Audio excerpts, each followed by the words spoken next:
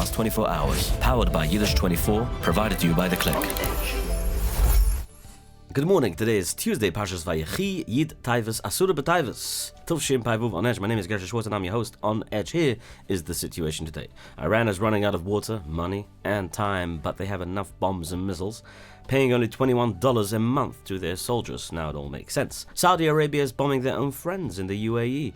Turkey is crying about Israel while they might get American fighter jets. Anyway, Vladimir Putin is building a house with gold toilets while his country falls apart. And President Trump is joining Bibi Netanyahu, threatening Hamas, ignoring China, and trying to sue the head of the Federal Reserve. Now, if you're trying to keep up or keep track of who is fighting whom, good luck. That is why Protobyte is here to solve all those problems. Protobyte is a specialist when it comes to building your app, web, what you need for your business. 845-354-1237. You can call them English guys. You can call them on +44 203 535 6600. Visit proto-byte.com and get your business on the right track with a good system, a good customized software system. Okay, President Trump met with Benjamin Netanyahu at Mar-a-Lago yesterday and gave a strong warning to Hamas. He said the terrorists Yamach Shemam must disarm in a very short period of time, or there will be hell to pay. Well, he said that many times. Trump said if they do not give up their weapons, other countries are ready to go in and wipe them off the map. Trump said it will be horrible for them, horrible, really, really bad for them if they don't disarm. I don't want that to happen, but they made an agreement and they're going to disarm. He also dismissed Avegamacht's complaints that Israel's stalling the peace process. Trump said Israel has lived up to the plan 100%. The president also had strong words for Iran. He said if the regime tries to rebuild its nuclear sites, the US will eradicate that buildup very quickly. But he also said that Iran might want to make a deal, and he is open to talking to them. On the West Bank, Trump admitted that he and Netanyahu do not agree on everything. He said, we won't agree on the West Bank 100%, but we'll come to a conclusion. Netanyahu ended the visit with a major announcement. Listen to this. He said, Donald J. Trump will receive the Israel Prize, which is the highest honor of the Jewish state. Netanyahu said the prize has never gone to a non-Israeli before, but they are making history for President Trump. During the talks at Mar-a-Lago, Trump turned to Netanyahu and said, Netanyahu's educational minister, Yoav Kish, who sat at the table then, who didn't sit at the table. He was on the phone with Netanyahu. That's a mistake, actually, in the media report. Who is a former fighter pilot in the Israeli Air Force, and asked him straight up, which one do you prefer, the F-16 or the F-15? Speaking of which, Israel's Air Force is getting a massive upgrade. The Pentagon just awarded Boeing a $8.6 billion contract to build new fighter jets for the Israeli state. The deal covers 25 new F-15s with an option to buy 25 more in the future. Looks like he liked the F-15. This announcement came shortly after President Trump met with Benjamin in Florida. Now, work on the new jets will happen in St. Louis and is expected to be finished by 2035. Well, lots can happen until then. Lots of presidents and vice presidents and campaigns are going to happen until then, so yeah. Okay. Hamas confirmed the death of Abu Ubaidah, the spokesperson for its military terror wing, marking the first official acknowledgement of the killing 4 months ago. This is the real him, after he was eliminated. Bezalel Smotrich is warning that a dangerous Arab terror army is effectively waiting inside of Israel. He said, there are groups within Arab populations that can switch from criminal to nationalist in a single moment. Smotrich warned that this internal threat could make the October 7th massacre look small. Chalil v'chas. Hashem yinkem v'yidumam. Hashem yishma v'yatzel. Yamach shemam v'zichram. Ala l'shum misa mashena. Russia claims, Russia, you can learn it because I said these things. Rusland claims it has a new weapon. They're getting excited. Looks like yesterday's announcement about the Iron Dome got them excited. We also have a weapon like that, they said. It kills drones instantly. State media says the new laser buzz system successfully destroyed a drone from 1 kilometer away. Moscow says the laser locks on the target and burns the target in just a half a second. However, this is not the Iron Beam. We all know that. Israel's system, the Iron Beam, is far more powerful and hits from much greater distances. Yes, yesterday they announced it, they officially put it in operation, and it's in operation right now with the IDF in certain areas. In other news, India is loading up on Israeli weapons too. The government in New Delhi just approved a massive defense package worth nearly $9 billion. Billion with a B. As part of the deal, they're buying advanced spice bombs from Rafael, the same company that designed the Iron Dome, the Iron Beam, and many, many other big defense weapons and bombs and flights and modifications to flights and stuff like that. These Israeli-made bombs are so accurate that they hit within 3 meters. Donald J. Trump confirmed that Vladimir Putin, the president of the United States, confirmed that the president of Russia, Vladimir Putin, called him personally to complain about the attack on his home yesterday that we reported. Trump told reporters he was very angry to hear that drones targeted Putin's house. He said it is not the right time to do any of that. However, when asked if the attack actually happened, Trump admitted it is possible the whole thing is fake. Russia is using this, obviously. Foreign Minister Lavrov says, because of this terrorist attack, Moscow will now change its terms for peace. He warned that the Russian army has already selected the targets for a massive revenge strike. Zelensky insists the entire story is a lie invented by Moscow to ruin his progress with the White House. The drones might be fake, but the danger to this peace deal is very real. President Zelensky says he's discussing a major move with President Trump. He claims that they are talking about the presence of American soldiers inside of Ukraine. Now, I guess the checkbook wasn't enough. Vladimir Putin is being linked to a secret $130 million luxury residence in occupied Crimea. The Anti-Corruption Foundation says the 9,000 square meter compound features a private hospital, a spa, and gold fixtures. They point out that the site is guarded by the FSO.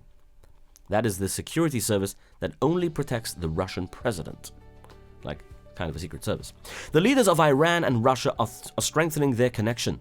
Iranian President Masoud Pezeshkian spoke on the phone today with Vladimir Putin. They reviewed the deals between their countries and checked on the progress.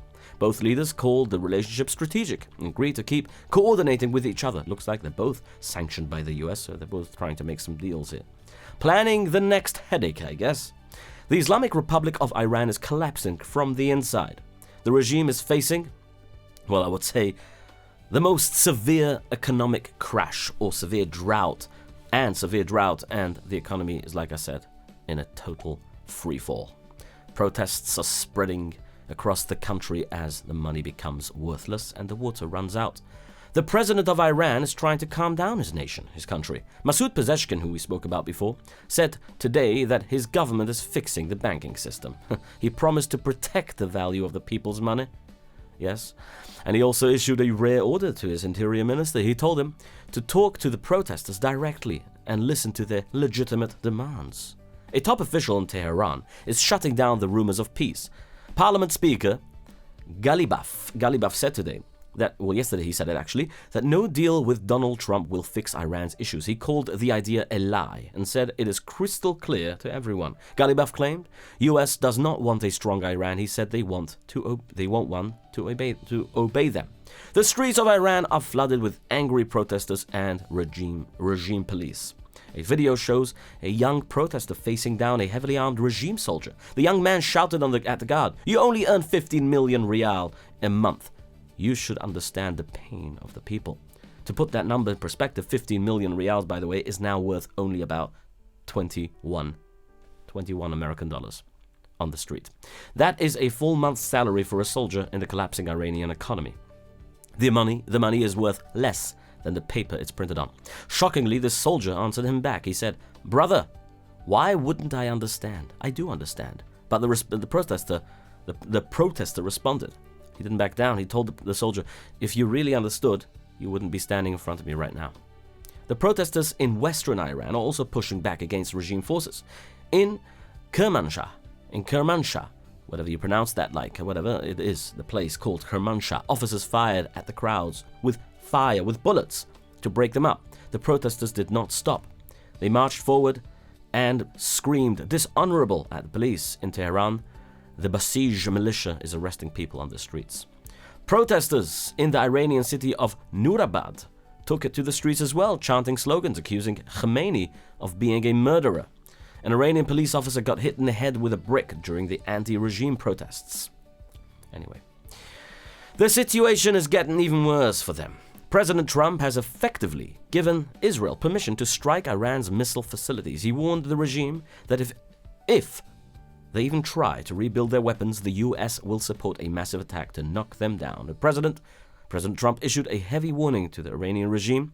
He said reports that they are behaving badly are not confirmed yet, but he warned that if the stories are indeed true, they know exactly what the consequences will be. Trump said the response will be very powerful. He added, maybe more powerful than the last time. But he did not yet pour enough salt on their wounds. The United States is hitting the Iranian regime where it hurts. The Treasury Department of the United States announced today that it is imposing tough new sanctions on Iran. Now, for my honest listeners, we hear this word sanctions all the time, but most people do not even know what it actually means. Now, let me break it down simply. Think of sanctions as a total ban from the World Bank. Almost all major businesses in the world is done in American dollars. When the US sanctions Iran, they're saying you're not allowed to touch our money. That means the regime cannot use international banks to sell their oil or buy any parts of their for their weapons. But it goes one step further. America tells every other company in the world, if you do business with Iran, you are finished in America. So banks and businesses in Europe or Asia stop dealing with them because they're basically afraid of the US Treasury. The result is that Iran has plenty of oil but no way to get paid for it. That is why their currency is crushing, because nobody wants money that they cannot spend. It is financial prison, and America holds onto the key. They are running out of water, money, and time, like I said. President Trump confirmed that the US military destroyed a major drug facility last week. He told reporters at Mar-a-Lago yesterday that American forces knocked out a dock area where smugglers load their boats. Trump described this a major explosion and said the site is no longer around. He did not say exactly where it was, but he has been threatening to hit Venezuela recently. The president said the US hit them very hard. And in the waters down south, the American forces struck a drug trafficking boat in international waters yesterday. The strike was ordered personally by Secretary of War Pete Hegseth. Southern Command reports that 2 narco-terrorists were eliminated in the attack. Officials have confirmed that no US troops were injured. American forces are hunting down the survivors in Syria of an ISIS attack that they recently carried out. Central Command says troops killed or captured nearly 25 Islamic terrorists, ISIS terrorists, in the last 10 days. The raids took place between December 20th and yesterday. Forces destroyed 4 weapon caches during 11 separate missions. This was a cleanup operation following Operation Hawkeye strike earlier this month, where the US and Jordan bombed 70 terror sites. 70. Cleaning up the desert, one terrorist at a time. Speaking of which, President Trump is completely dismissing the panic over China's military drills. He told reporters yesterday that he is not worried at all about the warships circling Taiwan. When asked if he thinks an invasion is coming up, well, Trump said, I don't believe he's going to be doing it. He insisted that he has a great relationship with President Xi, even though Xi did not warn him about the drills ahead of time. Trump also added one key detail that explains why he's so calm. He said, they've been doing naval exercises for 20 years in that area. Now people take it a little bit differently. Basically, the president thinks the media is freaking out over something that happens all the time. The world sees World War III, but he just sees a rerun. However, Taiwan has responded. Taiwan is rolling out its heavy armor for the first time. The army used its new M1A2 Abrams tanks in active combat drills. They are practicing how to answer a sudden attack from China. The drills are specifically designed to stop the Chinese Eastern Command from making a surprise move. President Trump is predicting peace between Israel and the new Syrian government, Ahmad al-Shara. He said today, we have an understanding on Syria. Trump believes that the Israeli state and the new president Ahmad al-Shara will actually get along. He promised to help make sure that happens. The president also praised President Erdogan of Turkey, saying he deserves a lot of credit for what he did in what he did there in Syria, I guess, to make peace happen. Interesting, because it's very ironic. Listen to this. Turkey might be getting advanced American fighter jets after all that's happening in the world. A reporter asked President Trump if he plans to approve the sale of the F-35s to the country. Trump answered, "We're thinking about it very seriously. This would be a major change in policy for the United States, although Israel is not too thrilled about this." Turkish President Erdogan is attacking Israel for recognizing Somaliland. We spoke about this yesterday, but they had the Somaliland prime minister or president, whatever they call them, traveled to Turkey. He hosted the president of Somalia in Ankara, not Somaliland, sorry. He hosted the president of Somalia. Did I say Somaliland before? He condemns the recognition of Somaliland. So President Erdogan hosted the Somalian president in Ankara to discuss the situation. Erdogan declared that keeping Somalia united is his top priority. He called the Israeli decision illegitimate and unacceptable. The war in Yemen took a very strange turn today. Saudi Arabia launched an airstrike, not on the enemy but on its own ally, the United Arab Emirates. The coalition hit a convoy of military gear at the port of Mukalla. Saudi officials say the UAE tried to sneak weapons in for a local group without permission. They claim the boats actually turned off their tracking systems to hide the delivery. Riyadh warned them days ago to stop, and today they enforced that warning with a missile. The UAE says it is surprised and disappointed. They admitted they sent vehicles, but they insist there were absolutely no weapons inside. Meanwhile, Saudi warplanes are still flying over the area right now. When friends start bombing friends, the alliance is over. Looks like the undercover police work done to catch terrorists has worked in Manchester last week. So the police in the US are onto play here in the US too. The FBI has arrested a man in Texas who thought he was building bombs for Islamic terrorists for ISIS. Federal prosecutors say 21-year-old John Michael Garza Jr. was charged yesterday with trying to support ISIS. According to the report, Garza brought bomb-making materials to a meeting last week with someone he called Brother. He did not know that Brother was actually an undercover agent. Garza allegedly showed the agent how to mix the explosive ingredients and even offered a video on how to build the bomb. Authorities say he also sent money to terrorists using cryptocurrency. He was caught after the NYPD officer that noticed him a while ago posting pro-ISIS messages online back in October. Therefore, the FBI went on his case and decided to do this. And it looks like it worked. Speaking of FBI, federal prosecutors are cracking down on a massive fraud ring. We spoke about it yesterday, the day before, and all week we actually spoke about this in Minnesota, Tim Walz's government. Yes.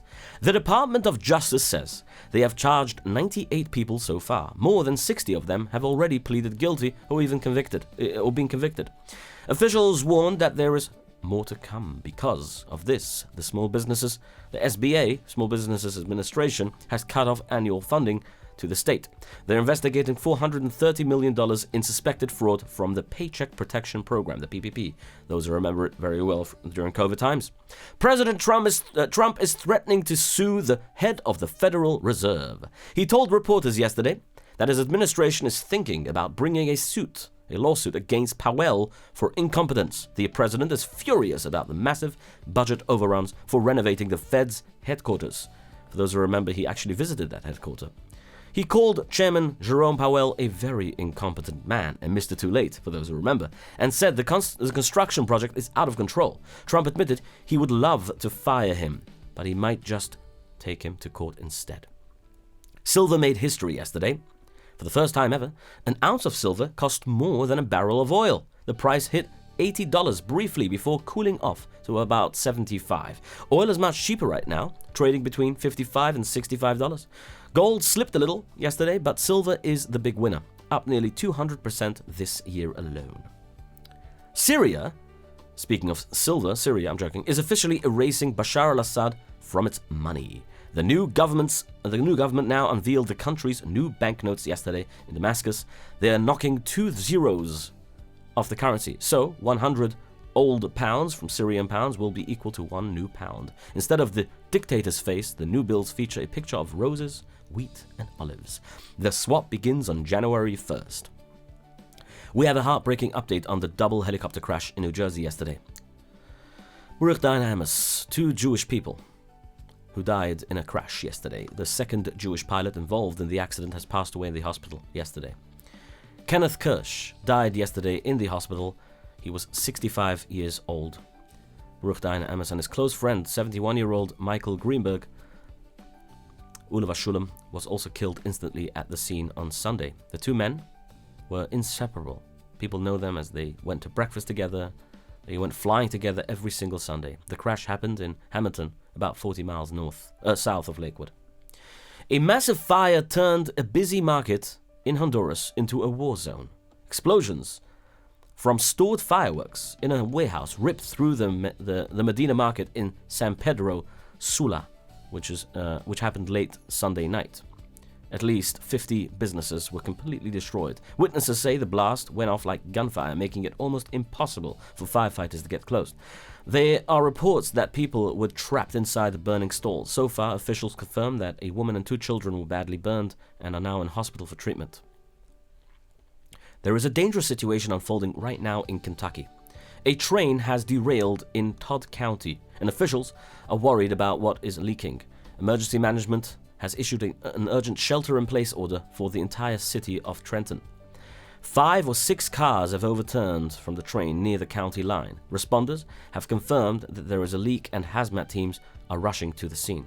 Authorities are telling residents to stay inside and immediately turn off their heaters and air conditioners to keep the outside air out. Police have set up barricades and are blocking roads in the area.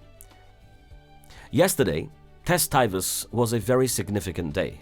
Obviously, according to the Ramur, one of my listeners has called me in to tell me this, and I thank him for that it was the Yodzeit of Esther Amalka, Queen Esther.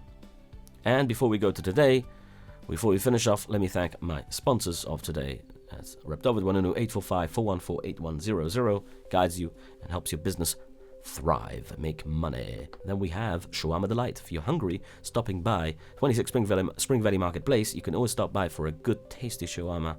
Mention on Edge for a free drink, obviously. And then we have YS Capital Group. YS Capital Group is there for you when your business needs, when your investment needs some help. If you need to borrow some money, you can call them on 718-831-2168. Mention on Edge, get yourself a locked rate. I'll tell you even more than this, actually. They told me about their recent offer of no closing costs, a special loan that you can get with no closing costs. It's not a joke. When they say that, they actually mean it. Call them. And then we have Arrive Express, the taxi of Muncie and Monroe and the upstate region. You can rely on them. They arrive and they express. 845-622-1111. And then we have 845-254-1111. Did I say the number right? 845-622-1111. Yes, that's the number. Okay. And now today, the yahrzeit of my Rebbe. Well, my Rebbe's grandfather, I won't say my Rebbe's father, because my Rebbe was the Rebbe's Zechron Revuch of Pittsburgh, the first Mordche, Reb Mordche, Harav HaKodesh Reb Mordche Leifer, Ben Rebbe Avram Abba. Rebbe Avram Abba Leifer, his yahrzeit is today, the Menace of Ruf in Pittsburgh. He passed away on Asur B'Taivus. He was the Rebbe of the dynasty, the Hasidus that he built up. Again, it's a small Hasidus, not as big as all the other ones, but it's a big Hasidus because he had a big impact. Made famous songs, Libi, Libi, Yivsuri. People know the songs, and also he made this famous song, Yismechi Yashomayim. Very, very interesting story of stopping a non-Jewish marriage, and he was so happy. He tried to convince them not to do it, and Baruch Hashem, he didn't do it in the end. And he sang. They said that the heaven is singing, and the whole earth is singing for that. The dancing is singing. So on the way back on the train, he made the song Yismechi Yashomayim, Yismechi Yashomayim, Yismechi Yashomayim. You know the song. Call me to ask me about it. Anyway, Reb Avram Abba ben Reb Yosef Zechisa Yugna Laini Leifer. Light a candle in his name, and also have an easy fast. And we'll see you Bez Hashem Yisborach tomorrow. Tzlacha Rabbi Big Event. Your daily report of the news of the last 24 hours, powered by Yiddish24, provided to you by The Click.